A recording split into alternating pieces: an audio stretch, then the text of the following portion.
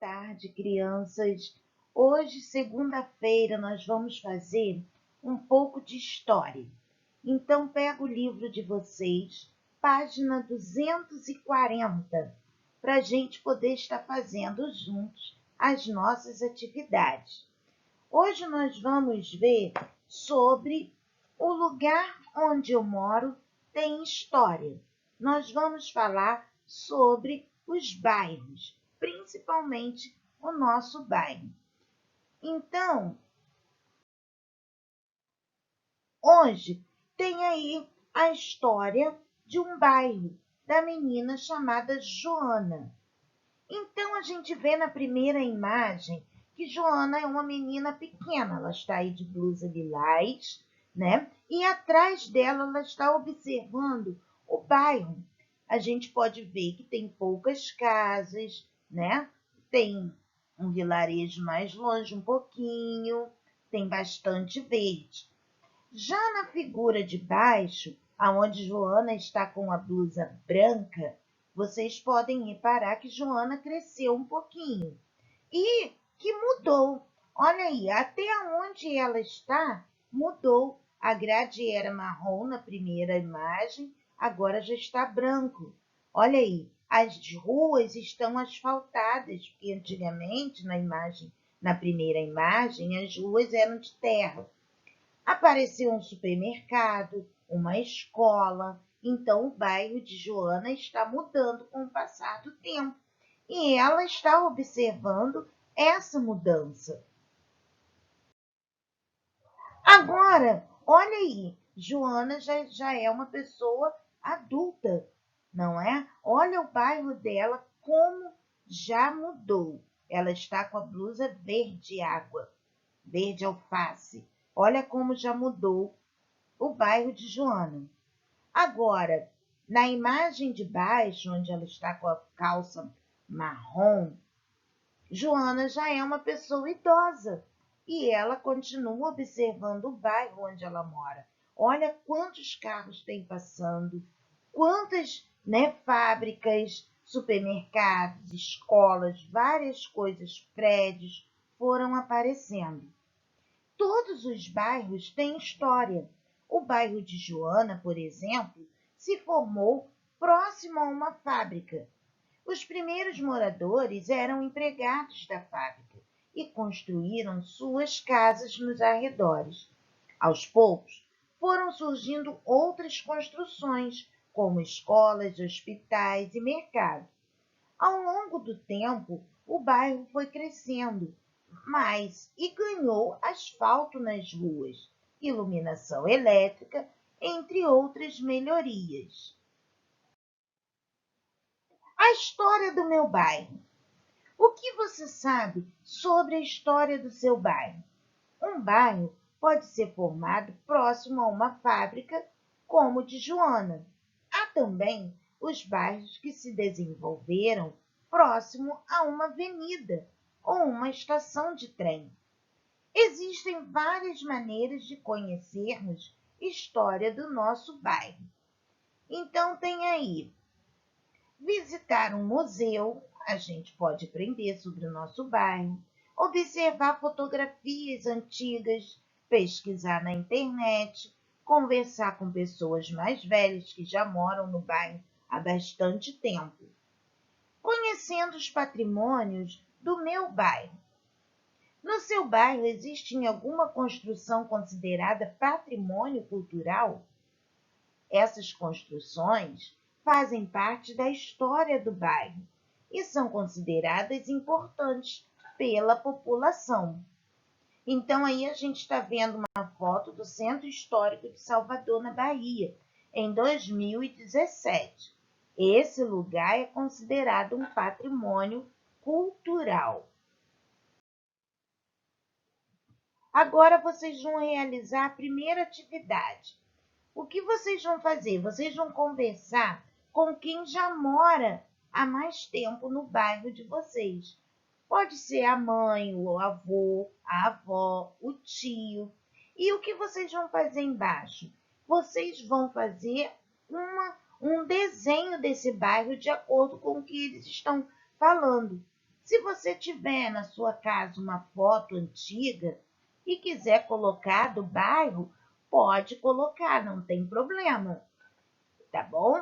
Agora vocês vão fazer essa atividade, desenhar o bairro de vocês como era antigamente, o que que tem agora e antigamente não tinha. Pergunte ao responsável.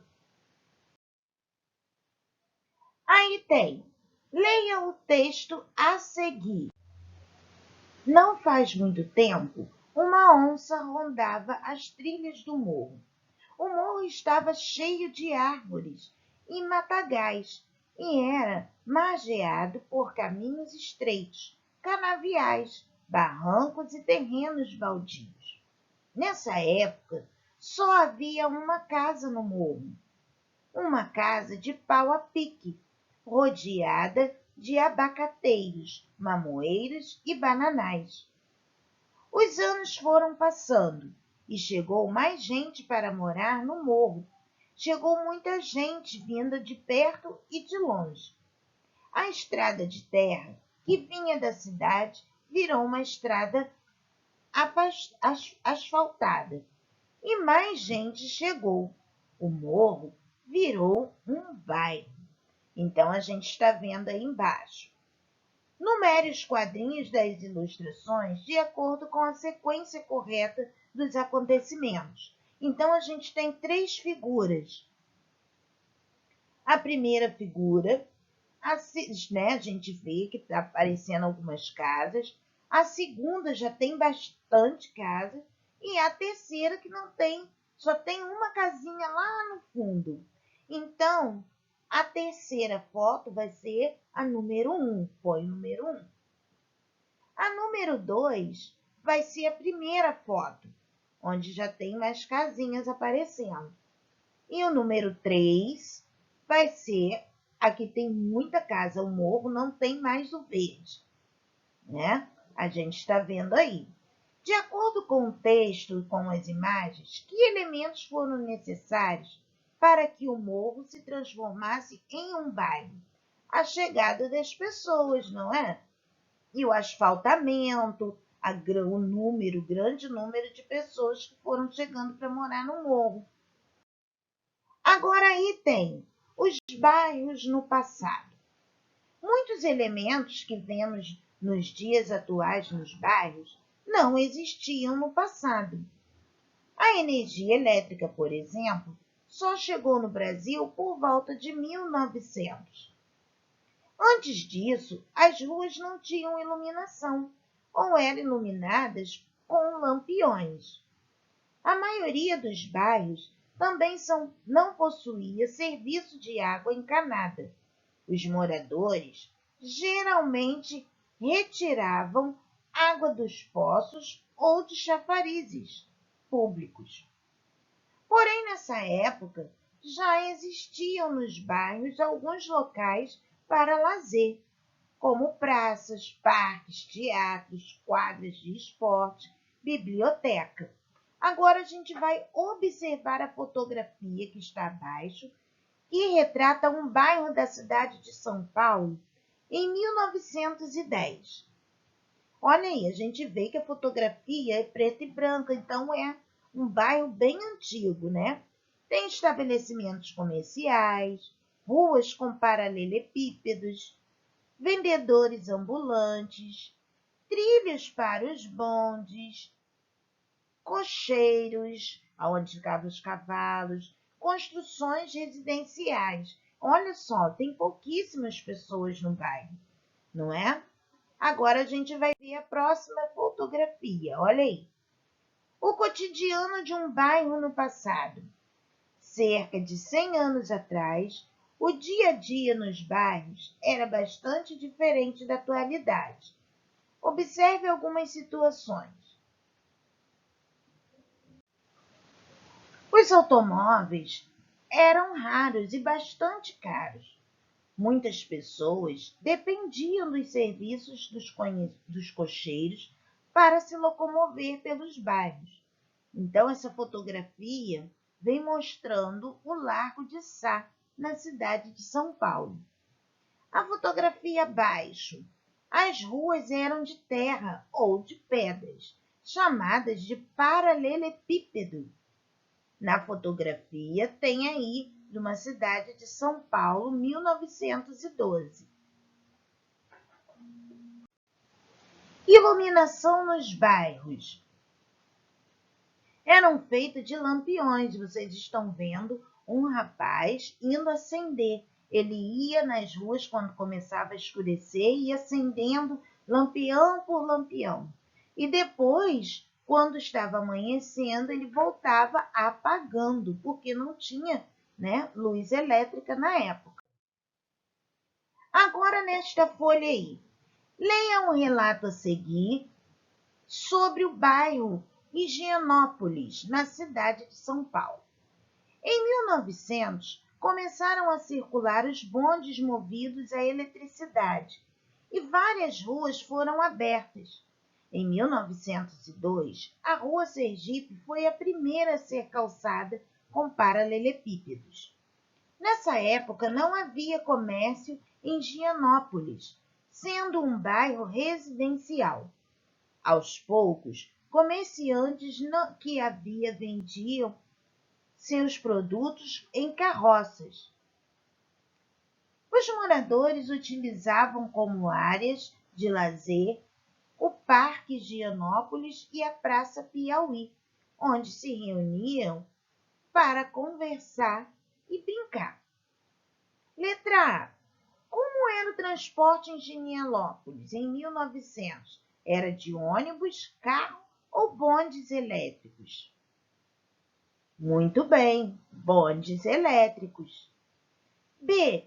Em 1902, a Rua Sergipe era asfaltada, calçadas com paralelepípedos ou de terra? Calçadas com paralelepípedo. Muito bom. Essa folha. Quais eram os locais de lazer em Higienópolis? O Parque e a Praça Piauí. Desenhe o bairro Higienópolis conforme descrito no texto. Então, vocês vão desenhar um bairro, não é? De paralelepípedo, com uma pracinha pequena, não é? Algumas carroças paradas. Desenhe do jeito que você souber. Não se preocupe em um desenho perfeito, tá bom? Desenhe do jeito que você souber desenhar. E poucas pessoas também, né? No seu bairro, existem locais de lazer? Caso afirmativo, diga quais são esses locais. No bairro de vocês, tem essas pracinhas que tem o brinquedos, parquinhos infantis, ou academia da terceira idade, não é? Às vezes tem um campinho de futebol. Vocês vão estar escrevendo aí na letra E. Bom, criança, por hoje nós vamos terminar as nossas atividades aqui. Amanhã a gente se encontra na chamada de vídeo. Tchau!